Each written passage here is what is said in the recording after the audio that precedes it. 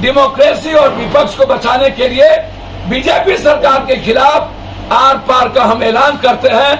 अब ये युद्ध होके रहेगा, अब नहीं सहेंगे, अब हो गया। अब लड़ाई आर पार होगी, करो मरो के साथ होगी, या तो मरेंगे या तो मारेंगे, यही लड़ाई अब होगी, दूसरा कोई रास्ता नहीं है। इससे बेहतर है गोली खा के मर जाना। लेकिन जिस तरीके से लगातार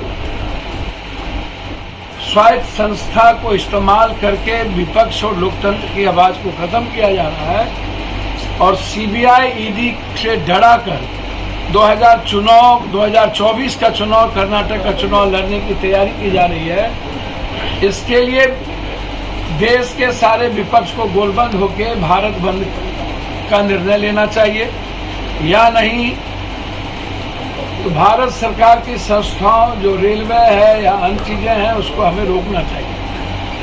क्योंकि अब सर से बाहर, अब लगातार आप कांग्रेस पर हमला करते करते ममता दीदी पर, आप स्टालिन पर, उसके बाद आप तेलंगाना के मुख्यमंत्री पर, आप उद्धव ठाकरे जी पर, आप बिहार सरकार के राजद परिवार पर आप लगातार जिस तरीके से ह्यूमिलेशन कर रहे हैं, जिस तरीके से आप डरा रहे हैं लगातार।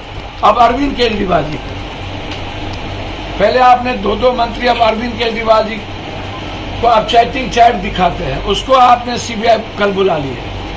अब मुझे लगता है कि अरविंद केजरीवाल जी क्या वैश्य नहीं है? यदि जैन वैश्य है, ओबीसी है, और यदि वो क्रिकेट वाला कौन जो भाग गया सट्टा बाजार, ललित मोदी यदि वैश्य है, तो अरविंद केजरीवाल जी भी ओबीसी है, वो भी वैश्य है। तो नरेंद्र मोदी जी को, अमित शाह जी को वैश्य पद क्यों नहीं रहा है? अरविंद केजरीवाल ने घोटाला किया या नहीं किया, उनके मंत्री जेल गए। अरविंद केजरीवाल काम तो ठीक ठाक कर ही रहे हैं। और अब सबसे बड़ी बात है कि आजाद हिंदुस्तान के बाद दिल्ली का 7 लोकसभा जिस दल के साथ रहता है, देश का पीएम वही बनता है।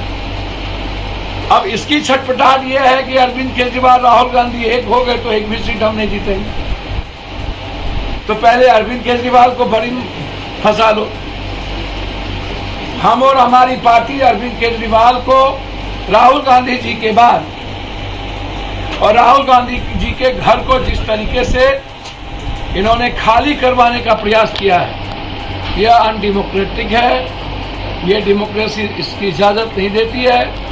इस तरीके से कोई भी संघीय व्यवस्था में संस्थाओं का, लोकसभा का इस्तेमाल कर 2 साल का जबरदस्ती सजा करवा दिया और उसके बाद अब लगातार विपक्ष को समाप्त करने की 2024 के बाद तैयारी। इसीलिए हमारी पार्टी ने यह निर्णय लिया है 3 इशू पर। पहला इशू यही थी, दूसरा इशू था कि जो बात उन्हीं के गवर्नर ने जो पुलवामा के बारे में चर्चा और सवाल उठाई है, मैं उसी बात को रिपीट करता हूं और मैं ये बात बार बार कहा हूं कि इतने सैनिक की शहादत को लिया गया है दोबारा प्राइम मिनिस्टर बनने के लिए। पुलवामा की घटना, अब देश में यह सवाल खड़ा, मैं ये तो नहीं कहूंगा जो उनके गवर्नर जो थे उन्होंने कहा, मैं पुलवामा की घटना की जांच चंद्रचूड़ जी से सर्वोच्च न्यायालय के 5 सदस्यीय जज से करने की मांग करता हूं। 5 सदस्यीय पुलवामा की घटना, देश में सैनिकों का बलि सिर्फ सत्ता के लिए चढ़ा दिया गया। अभी आतंकवादियों ने 4 सैनिक को मार करके कैंप से निकल गए और अभी तक आतंकवादी नहीं मिले, आतंकवादी फरार हो गए। पुलवामा में आरडीएक्स कहां से आया, क्या आया, इसकी जांच आज तक क्यों नहीं हुई? इसीलिए जो सवाल उठाए गए हैं उनके पूर्व गवर्नर के द्वारा, मैं इसको सुप्रीम कोर्ट के जज से मांग करता हूं।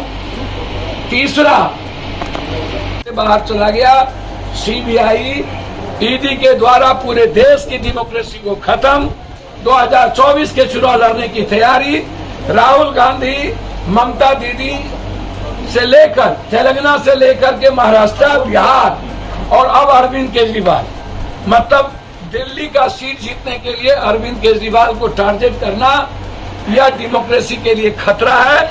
इसीलिए हमारी पार्टी पुलवामा की भी सर्वोच्च न्यायालय से जांच, हमारी पार्टी पूरे प्रदेश में धरना का कार्यक्रम, पहले हम पटना में 1 दिवसीय धरना का कार्यक्रम इन तीनों मुद्दे पर कि हमारी सरकार चीजों को वापस ले, सीबीआई ईडी के द्वारा अब नहीं चलेगा, और इस लड़ाई की शुरुआत हम सभी विपक्षों से मांग करते हैं कि एक साथ होकर लड़ें। जरूरत पड़ेगी तो इस मुद्दों पर हम बिहार बंद भी करेंगे, जरूरत पड़ेगी तो इस मुद्दों पर ईद के बाद हम रेलवे को भी रोकेंगे। लेकिन अभी पटना से हमारा आंदोलन का कार्यक्रम शुरुआत होगा। पहला होगा 1 दिवसीय धरना, दूसरा होगा पुतला दहन, तीसरा होगा उपवास गांधी के मूर्ति के पास इसी पटना में, चौथा होगा पूरे बिहार में उपवास, पांचवा होगा रेल रोको, छठा होगा बिहार बंद।